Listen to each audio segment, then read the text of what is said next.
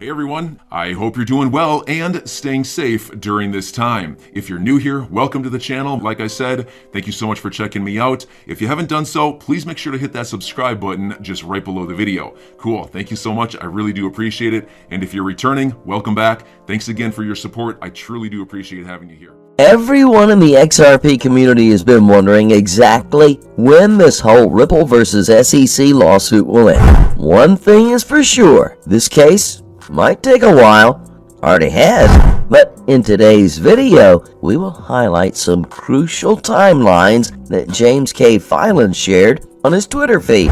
We will discuss some of the conversations between Filan and Jeremy Hogan on Twitter regarding the timeline of the lawsuit.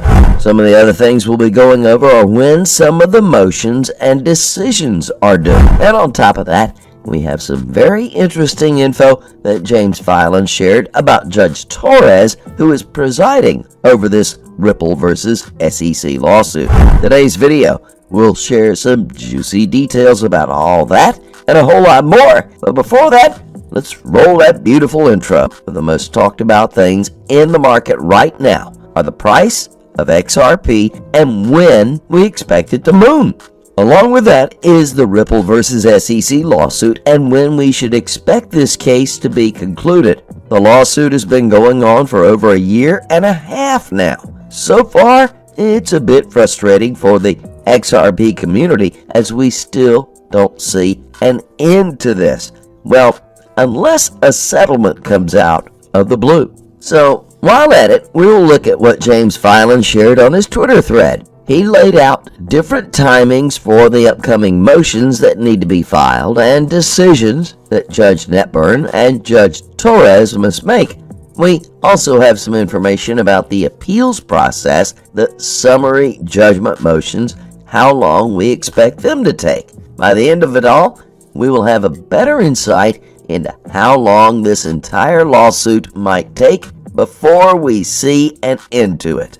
There are a couple of layers of the SEC versus Ripple lawsuit that needs to be uncovered. We need to know how long it will take before knowing if the Ripple's fair notice defense stands, if XRP is really a security, and all the messy in between. Remember, we are also still waiting on the Hinman emails that are still yet to be released. James Filan has always been an invaluable resource to the XRP community, and now we'll get into what he shared about the timelines in detail. First, any party that wants to move for summary judgment has to provide the other parties an electronic copy in Microsoft Word format of its statement of material facts pursuant to Local Rule 56.1. A Local Rule 56.1 statement is a short and concise statement in numbered paragraphs of the material facts as to which the moving party contends there is no genuine issue to be tried. A material fact is one that must be resolved to make a decision on the motions. The party moving for a summary judgment must, at the same time, provide the other parties any admissible evidence cited in its Rule 56.1 statement that has not been previously produced during discovery. They only have to produce evidence that is admissible, so that would not include the documents the court previously said the parties did not have to give the other side. For example, Brad and Chris's personal financial information or the Estabrook notes. Then, the party opposing the motion for summary judgment has to reproduce each entry in the moving party's Rule 56.1 statement and then write its response directly beneath it. After that, the party moving for summary judgment has to email and file on the docket for us to see a pre-motion letter to Judge Torres explaining to her the basis for its anticipated motion for summary judgment and attaching the opposing party's response to the Rule 56.1 statement, which will show whether and which material facts the parties agree on. Then the party opposing summary judgment has to email Judge Torres and file a letter explaining why it is opposing the motion on the docket. After that, Judge Torres will review everything and inform the parties whether a motion for summary judgment is warranted, and if so, set a briefing schedule for the filing of the motions.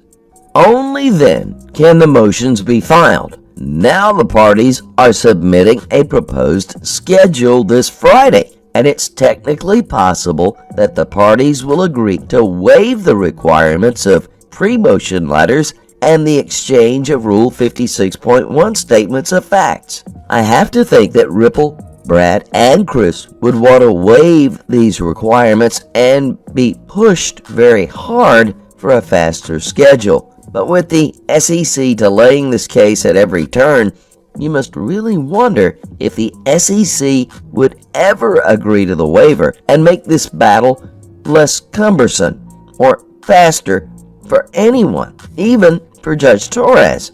Even if the parties agree to waive the requirements, Judge Torres has to agree to that waiver. Also, I expect that the parties will challenge some of the other parties' experts, although I expect that to be a part of the summary judgment process. The amicus briefs also have to be reviewed. The point is that all of this adds to the time that it will take for Judge Torres to decide, because those challenges have to be determined. All of this isn't very easy and will be slower than we want. I don't want you to be disappointed when the briefing schedule comes out. I don't think we will see a schedule that contemplates briefing beginning in June. I believe that a more realistic timeline for summary judgment motions would be opening briefs in either July or August, and then all briefings completed by either October or November. The issue of the Hinman documents and emails is still being decided, but I think the decision on that would be made while the summary judgment motions are pending, which is why I believe the Ripple defendants have said they are prepared to go forward with summary judgment before that issue is decided. And for reference, Judge Torres recently issued a summary judgment ruling in a complicated case involving gender discrimination claims against Goldman Sachs. The briefing in that case was completed last November, and the decision was issued in mid-March of this year. The point is that this is a complicated case, and it will continue to take time, more time than we want.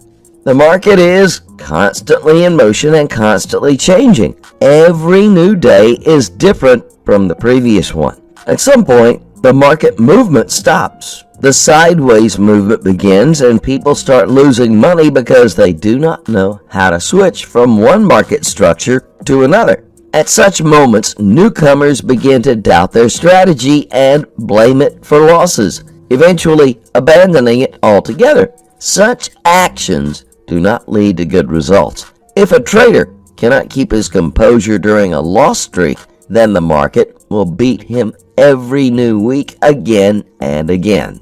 At such moments, you should keep in mind the 4 truths related to price action and crypto trading. These truths can keep you afloat and keep you from going crazy. 1. Price action is not a system. Price action is not a complete trading system. This should not be forgotten. You cannot mindlessly believe every price action signal that appears as it seems to you on the chart. You have to think and choose the best entry opportunities. You should be careful. Start trusting your intuition, which will start working correctly only when you get enough bumps. That is, gain experience. 2. Does price action work? Price action appeared back in the 18th century, and it worked then. It works now, and it will work in the future.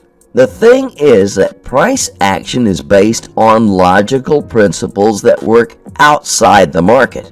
At the same time, don't forget about the losses that are inevitable. Price action, it's not the Holy Grail.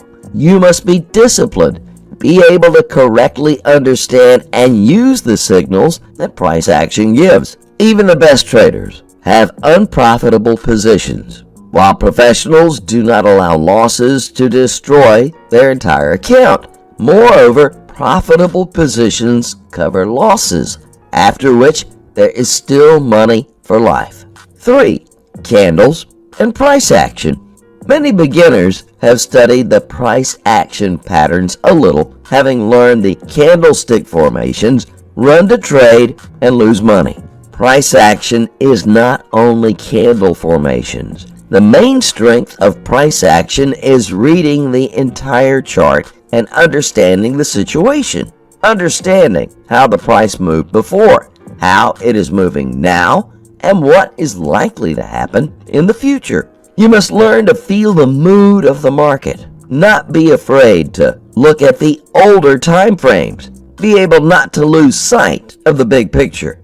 It is the poet who advises trading on higher time frames in order not to lose sight of the movement of the main trend. 4. Persistence in trading. Crypto trading, it is not the easiest activity that requires you to improve yourself every day. If you decide to really become a profitable trader, you will inevitably begin to develop the best in yourself and destroy the worst. Trading will make you a disciplined, stressful person. You will treat losses correctly so that they do not lead you astray. You will take the time to plan not only your transactions in the market, but also your life in general. You'll have to start doing this all because otherwise you will not be successful in this business. Trading is a test of your stamina and mental capabilities. You should not go crazy with losses and should not lose your head when making a profit. You should not doubt your strategy at losses. You should analyze. Without all the above, trading can destroy you and your account. I'm your guy. I will keep you posted. I'm your advocate. I'll be back on a daily basis, usually multiple times per day, with these videos to keep you updated with everything going on. So, I hope you enjoyed the video. If you haven't done so, make sure to hit that subscribe button. Feel free to share any of my videos with your friends, family, social media, or anybody who may care to listen. Thanks so much for your continued support. I'm always here for you. I want to help you through this time. So thank you so much for continuing to choose me. Enjoy your day, stay safe, and I'll catch you again probably in a couple hours. Thanks, everybody. See you later.